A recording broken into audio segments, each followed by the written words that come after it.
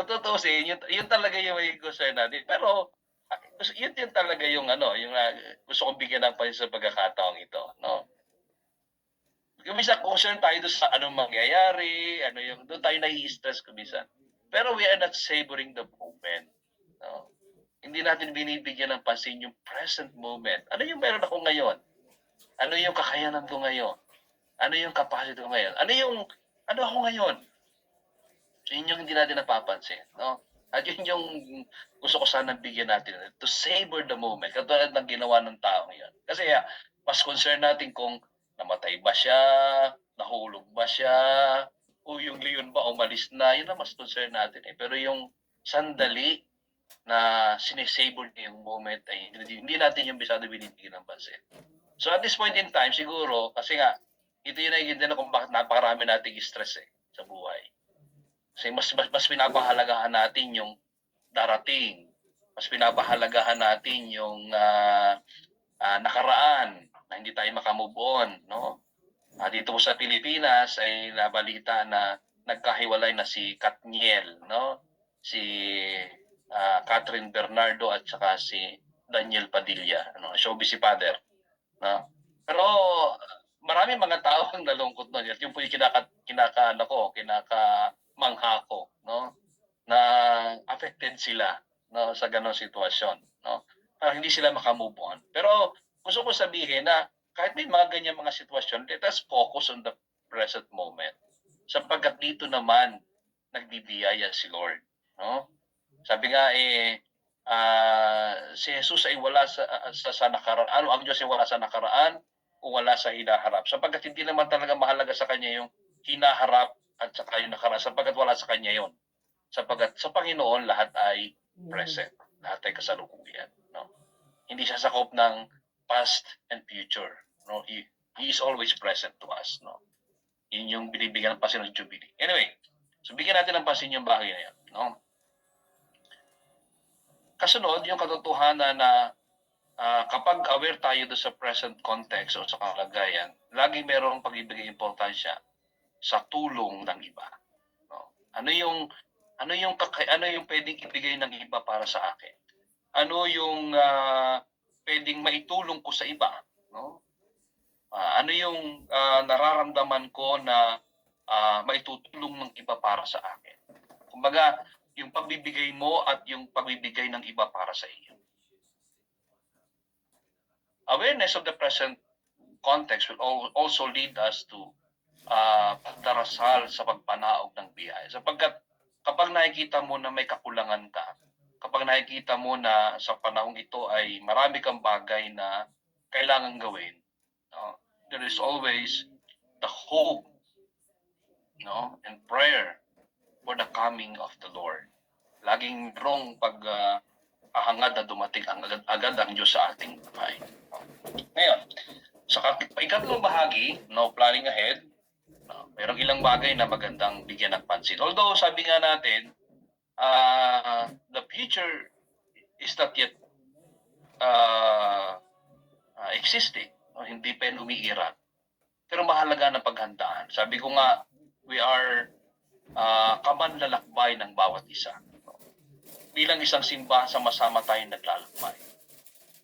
Ginagawa natin ang mga bagay-bagay sa kasalukuyan. Although ang kasalukuyan ay magbibigay sa atin ng magandang kinabukasan kung pinaghandaan natin sa kasalukuyan. No? So, maganda na maisip lagi natin na ang lahat ng ginagawa natin, no, sa panahon nga sa araw na ito, no, sa pagkakataong ito ay paghahanda sa kinabukasan. At dahil doon, dahil gusto natin na maging maayos ang kinabukasan, pagsikapan natin na maging malikhain sa kasalukuyan.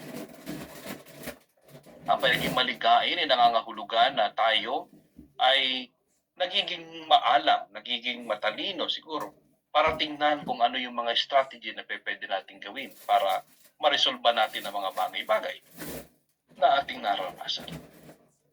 At syempre, mula doon sa pagkamalikhain, sa nakikita natin at sa consideration lagi natin, ay tayo ay natututo doon sa mga karanasan na mayroon tayo.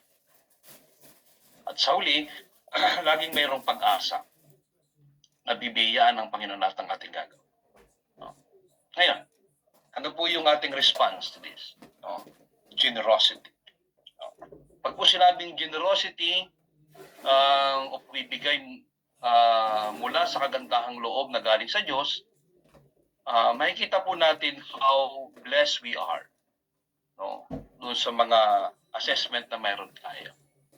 At kung gusto talaga nating maglakbay ng sama-sama, let us be more generous. Not only in giving something material, but giving ourselves for the service of the church. At wala tayong ibang modelo sa paggawa niyan, kundi ang Diyos. Ang Diyos Ama na nagbiyaya sa atin ng kanyang anak. Ang Diyos Anak na nagbiyaya sa atin ng kaligtasan. Ang Diyos Espiritu Santo na laging nagpapanibago ng presensya ng Diyos sa araw-araw. Mula po dyan, makikita natin na ang ating paghahanda ay magiging kalugod-lugod sa ating Panginoon. Sapagkat tinutularan natin ang kanyang ginawa. Ang pagbibigay sa atin ng kanyang buhay bilang ating tagapagligtas. Happy waiting po at lagi nating dasalin, halina Emmanuel, dumating ka na sa aming buhay. Amen.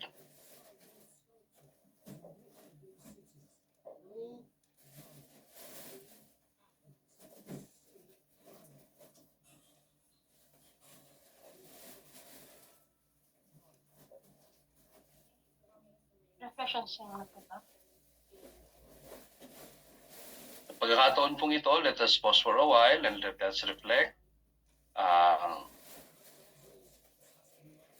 the things that we have shared. Ano po yung mga napag-usapan natin. At sa ilang sandali po ay dadako po tayo sa examination of conscience.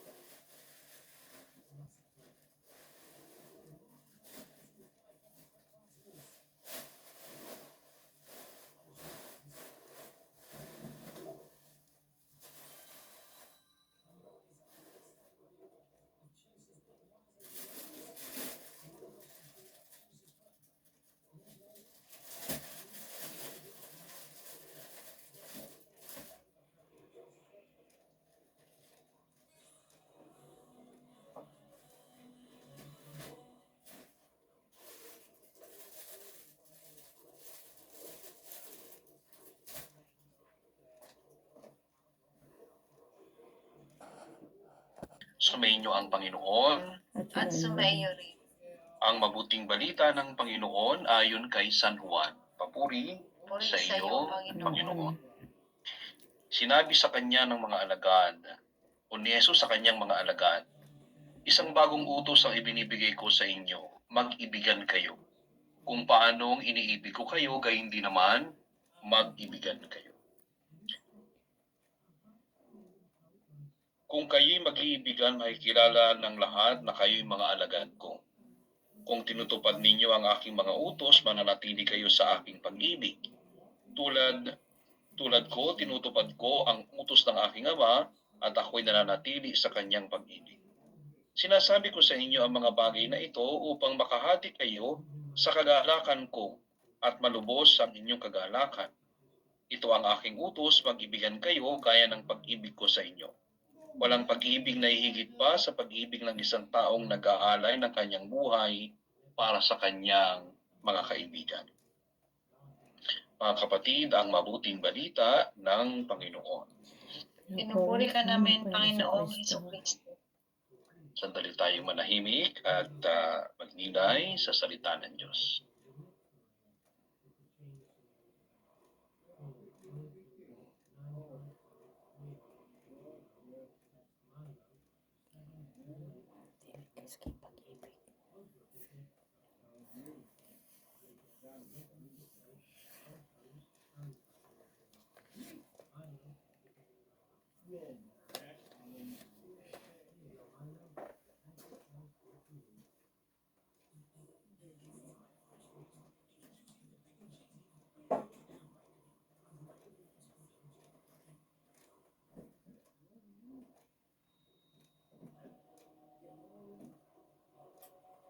Pag-uusisa ng buti o examination of conscience. Ano ang aking saloobin o palagay tungkol sa sakramento ng pakikipagkasundo? Hinahangad ko ba ng buong katapatan ang lumaya sa kasalanan, magbalik loob sa Diyos, magsimula ng bagong buhay, at pumasok sa isang matatag at matapat na pakikipagkaibigan sa Diyos? O para sa akin, ito ang isang mabigat na lalahin na kung maaari lamang ay maiwasan. Kinakalimutan ko ba na banggitin o kusang itinatago ang isang mabigat na kasalanan noong lumipas na pangungumpisan? Isinagawa ko ba ang pagbabayad puri na iniata sa akin? Gumawa ba ako ng pagbabayad puri sa mga nagawa ko sa aking kapwa? Pinagsumikapan ko ba na tuparin ang aking mga pangako? Na buhay ko ay lalong may ayon sa aral ng mabuting balita? Ang sabi ng Panginoon, ibigin mo ang Panginoon mong Diyos ng buong mong puso. Ang puso ko ba ay nakatalaga sa Diyos? Upang siya ay tunay kong ibigin ng higit sa lahat ng bagay. Matapat ba ako sa kanyang mga utos, tulad ng pag-ibig ng isang anak sa kanyang ama? O ako ba ay higit na abala sa mga bagay-bagay sa mundong ito?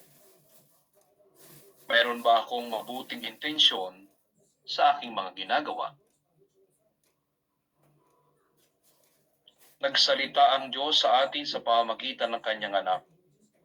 Matatag ba at matibay ang aking pananampalataya sa Diyos? Buong puso ba ang pagtanggap ko sa itinuturo ng simbahan? Naging masigasig ba ako sa pag-unlad sa aking pananampalataya? Sa pakikinig ng salita ng Diyos? Sa pakikinig ng mga itinuturo ko sa pananampalataya? Sa pag-iwas sa mga ikakapanganib ng aking pananampalataya? Ako ba ay naging malakas at walang takot na magpahayag ng aking pananampalataya sa Diyos at sa simbahan? Maluwag ba ang aking kalooban na ako ay makilalang Kristiyano, maging sa sarili ko o sa lipunan? Nagdasal ba ako sa umaga o sa gabi? Kung ako ay nagdarasal, itinataas ko ba ang aking isip at puso sa Diyos? O ito ay sa salita lamang? Iniaalay ko ba sa Diyos ang aking kahirapan, kasayahan at kalungkutan? Sa panahon ng tukso, sa Diyos ko ba ibinabaling ang aking sarili? Nagkasala ba ako sa paglait sa Diyos ng panunumpa ng walang katotohanan? O binanggit ko ang ngalan ng Diyos ng walang kabuluhan? Nagpakita ba ako ng kawalang paggalang sa mahal na Birheng Maria o sa mga santo? Ipinangingilin ko ba o pinagiging banal ang araw ng linggo at piyestang pangiling sa pamamagitan ng ganap na pakikiisa sa pagdiriwang ng liturhiya, lalo na sa misa o Eukaristiya? Meron ba akong mga sinasamahang Diyos-Diyosan o sinasambang Diyos-Diyosan na higit kong binibigyan ng pansin sa aking pananalig sa Diyos? Tulad ng salapi, mga pamahiin, mga albularyo at mga maling paniniwala.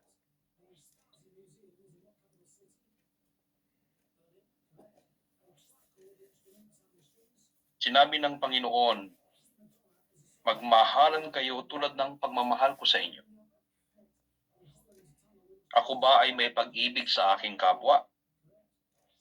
O ginagamit ko sila sa aking sariling layunin? O ginagawa ko sa kanila ang ayaw ko na gawin nila sa akin? Nakapagbigay ba ako ng masamang halimbawa sa salita at sa gawa? Sa aking angkan, nakapagdulot ba ako ng kasiyahan at ikabubuti ng mga kasama sa bahay sa pamamagitan ng pagtitiis sa ngalan ng tunay na pag-ibig? Bilang anak, ako ba ay naging masunurin sa aking magulang sa wastong paggalang at pagtulong sa kanilang pangangailangan, material man o espiritual? Bilang ama o ina, ako ba ay naging masikap na makapagbigay sa aking mga anak na makakristyanong edukasyon at matulungan sila sa pamamagitan ng magandang halimbawa at pagpapakita ng matapat sa aking asawa at sa aking pakikitungo sa iba? Binabahaginan ko ba ng aking kabuhayan ng mga kapuspalad? Ginagawa ko ba ang aking makakaya upang matulungan ang mga biktima ng mga pang-aapi, kahirapan at kawalang katarungan? O binabaliwala ko ang aking kapwa, lalo na ang mga dukha, mga may sakit, matatanda, mga dayuhan, at mga taong malaya o malayo sa akin? Ang buhay ko ba ay nagpapahayag ng aking misyong tinanggap sa kumpit? Nakikiisa ba ako sa mga gawain at pagkakawang gawa ng simbahan at sa buhay ng aming parokya? Tumutulong ba ako upang matugunan ang pangangailangan ng simbahan at ng buong daigdig? At ipinagdarasal ko ba sila para sa pagkakaisa ng simbahan, para sa ikalalaganap ng mabuting balita, para sa kapayapaan at para sa katarungan? Ako ba ay nagmamalasakit sa ikabubuti at ikasasaganan ng sambayanan na aking kinabibilangan? O ako'y nabubuhay para sa aking sarili lamang? Ako ba'y nagsusumikap na makatulong para sa pagpapairal ng katarungan, moralidad, magandang pagsasamahan at pag-ibig bilang isang mamamayan? Nagbabayad ba ako ng tamang buwis?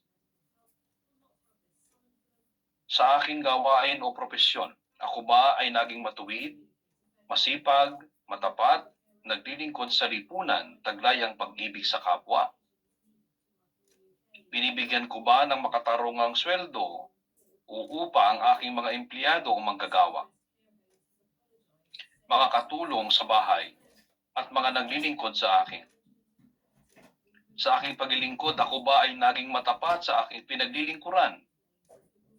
Sa aking mga gawain, ako ba ay naging matapat sa aking pangako? Sumusunod ba ako sa may kapangyarihan, lalo tigit sa pamahalaan o sa mga namumuno sa bayan? Ibinibigay ko ba sa kanila ang wastong paggalang o respeto? Kung ako'y nasa katayuan ng may pananagutan o kapangyarihan, ginagamit ko ba ang aking kapangyarihan sa aking sariling kapakanan o para sa ikabubuti ng iba ayon sa diwa ng tunay na paglilingkod? Ako ba ay naging matapat at matuwid o nakasakit sa aking kapwa sa pamamagitan ng panlilinlang, paninirang puri, pagbibintang, at pagbubunyag ng lihim ng aking kapwa? Ako ba ay naging marahas at nakapinsala sa buhay ng iba o sa katawan ng iba, sa karangalan nila at sa kabuhayan nila? Ako ba ay nakapagdala ng kapahamakan sa iba? Ako ba ay nagturo sa iba para sa kanilang ikapapahamak, tulad ng pagpapayo ng pagpapalaglag o maling pamamaraan ng pagpipigil na sa panganganak? Ako ba ay nagtanim ng galit sa iba? Ako ba ay hindi naging kasundo ng aking kapwa dahil sa pakikipag-away, samaan ng loob, galit? Ako ba ay tumangging sumaksis sa kawalang malay ng aking kapwa dahil sa kasakiman o karamutan?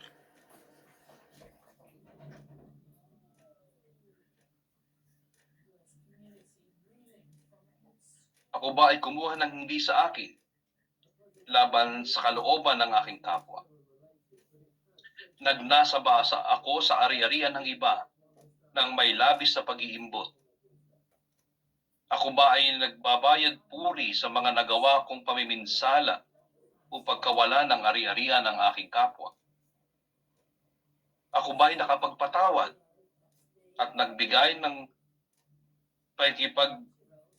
kapayapaan alang-alang sa pag-ibig kay Kristo sa mga nakagawa sa akin ng masama? O ako ba ay nagtanim ng galit, naghangad ng paghihiganti? Sinabi ni Kristong Panginoon, maging ganap kayo tulad ng inyong amang nasa langit. Saan ako dadalhin ng aking buhay? Ang akin bang inspirasyon ay ang pag-asa sa buhay na walang hanggan? Pinagsikapan ko ba na umulad ang buhay ng Espiritu sa pamamagitan ng pananalangin, pagbabasa at pag-inili ng salita ng Diyos, pagtanggap ng mga sakramento, pagtanggi sa sarili? Pinagsusumikapan ko ba na mapaglabanan ang aking masasamang hilig, pag-uugali, tulad ng pagkainggit, malabis na pagkain at pag-inom? Ako ba ay naging palalo at mayabang sa pag-iisip na higit na mabuti ang aking sarili kaysa iba sa harap ng Diyos? Ipinilit ko ba sa iba ang aking gusto at walang paggalang sa kanilang kalayaan at karapatan? Paano ko ginagamit ang aking panahon, kalusugan at lakas, ang mga biyayang ipinagkakaloob sa akin ng Diyos, tulad ng mga talento sa mabuting balita? Ginagamit ko ba ito upang lalong maging ganap ako araw-araw? O naging tamad ako at pabaya? Ako ba ay naging mapagpasensya sa pagtanggap ng mga kalungkutan at kabiguan sa buhay? Paano ako nagsanay para tiisin at bumunting kahirapan upang makabahagi man lamang sa paghihirap ni Kristo? Ginawa ko ba ang pag-aayuno o pag-abstinensya? Iningatan ko ba ang kalinisan ng aking kaluluwa, ang panlabas sa pandamdam, at ang aking katawan bilang templo ng Espiritu Santo, na nakatalaga para sa muling pagkabuhay at kaluwalhatian at bilang isang tanda ng matapat na pag-ibig ng Diyos sa lalaki at babae, na lubos na nalalarawan sa sakramento ng kasal? Niyurakan ko ba ang aking katawan sa pamamagitan ng pangangalunya kahalayan, masagwang usapan o pag-iisip, hangarin at kilos. Ibinigay ko ba ang aking sarili sa kamunduhan? Nagpakalabis ba ako sa aking babasahin upang usapan, panuorin at libangan na laban sa makakristyanong gawain at kabanalan? Inakit ko ba ang iba sa kasalanan? Bilang may asawa, ako ba ay naging matapat sa batas ng kabutihan sa aking buhay may asawa? Lumabag ba ako sa aking budhi sa takot ng pagpapakitang tao? Pinagsumikapan ko ba na gumawa ayon sa tunay na kalayaan ng mga anak ng Diyos sa batas ng Espiritu? O ako ay alipin ng aking sariling mga di mapigil na simboyo ng damdamin?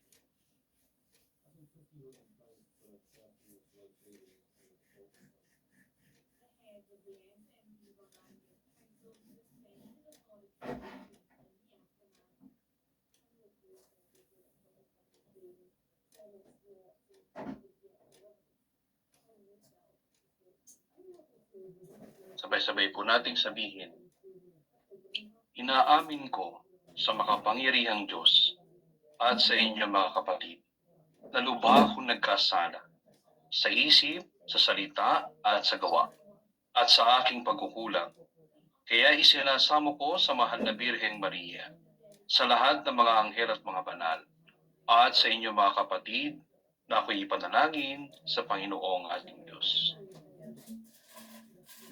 Hingin natin sa Panginoon ang awa na linisin ang ating puso sa ating pangungumpisan. Kalagin ang tali ng samaan at bigyan ng kapatawaran ang mga umaamin sa pagkakasala at patatagin ang lahat laban sa kasalanan. Tulungan mo kami na pagsisihan at talikdan ang aming mga kasalanan.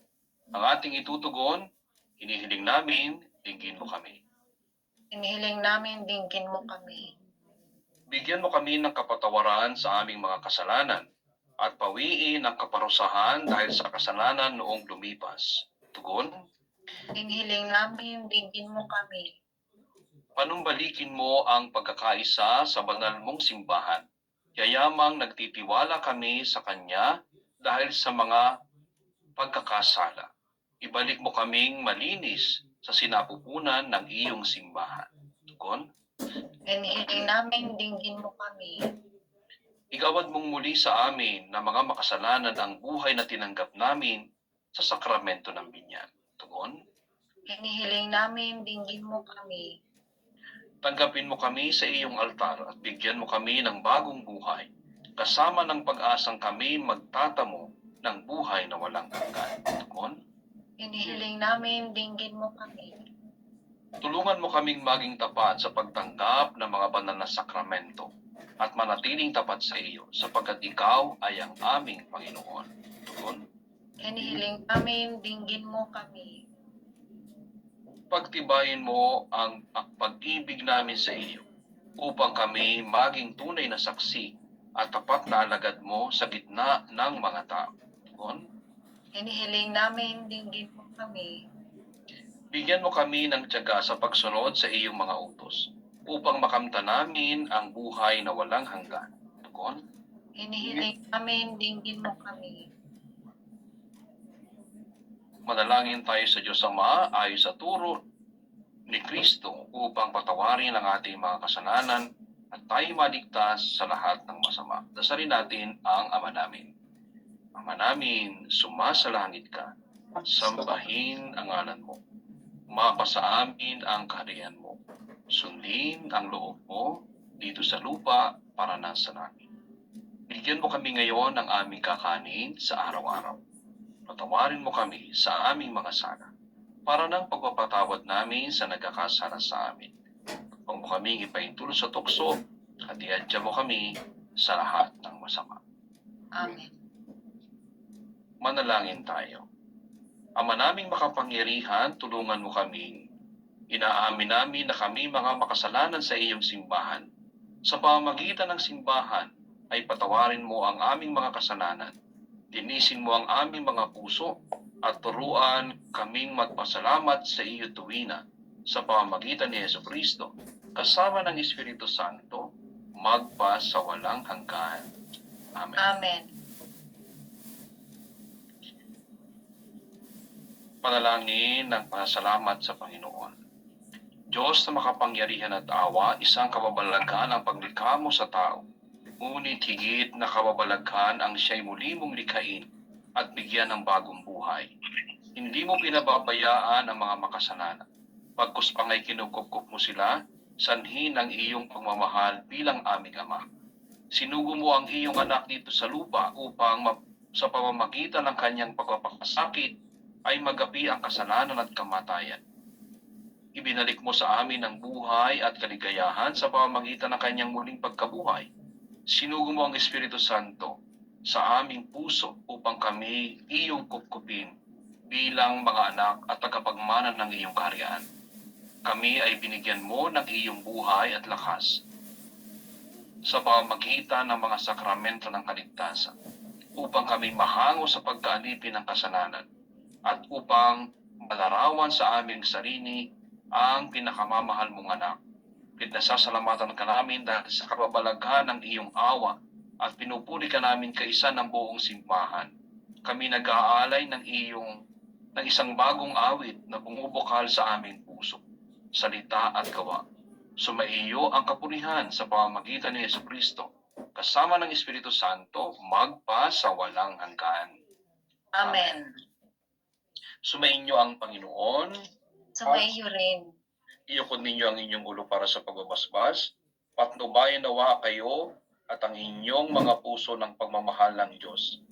At pagkamatiisi ni Kristo, ngayon at magpa sa walang hanggan. Amen. Amen. Taluntunin ninyo ang landas ng pagbabagong buhay at bigyang lugod ang Diyos ngayon at magpa sa walang hanggan. Amen. Amen. At pagpalain kayong lahat ng makapangyarihang Diyos ng Ama, ng Anak at ng Espiritu Santo. Amen. Amen. Pinapatawad tayo ng Panginoon sa ating mga kasalanan, lumayo tayong taglay ang kapayapaan. Salamat sa Diyos. Amen. So, pinapaganda po sa ating pagdiriwang ng Pasko.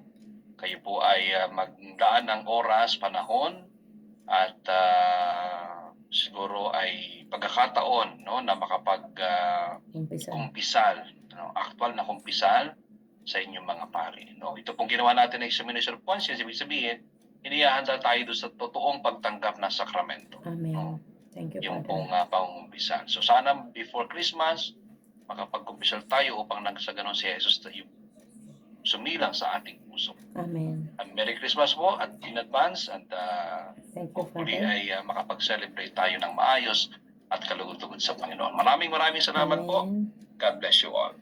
Thank you, Father. Maraming salamat po, Father. Mga kapatid, makita tayo sa ating pong reflection song. Tuloy natin paghahanda sa ating pangumpisan in actual. Amen. Maraming salamat po sa inyo. Thank you po, Father Eden. See you po sa next January. Next January. Praise the Lord. Hallelujah. Napakaganda po ng mensahe ni Father Redin sa Advent Recollection. Pasensya na hindi ko na record lahat kasi umalis tayo at yun lang ang na-record ko nung tayo dumating na ng bahay kasi siyempre habang naglalakad tayo mahirap naman magre-record. Saka naiwan yung isang phone. But anyway, thank you Lord, thank you Jesus, thank you Holy Spirit sa pribilehiyong ito na naka-join tayo sa ating mga kapatid sa Sweden and Norway sa kanilang Advent Recollection, ang paghahanda. Hindi lamang paghahandang physical sa darating na Christmas, kundi ang paghahanda ng puso na kung saan si Kristo Jesus ang siyang sentro ng ating selebrasyon sa Christmas. At sabi ni Father, ini-encourage ang lahat na mangumpisal before Christmas. Yun lang po. Maraming salamat. God bless us all.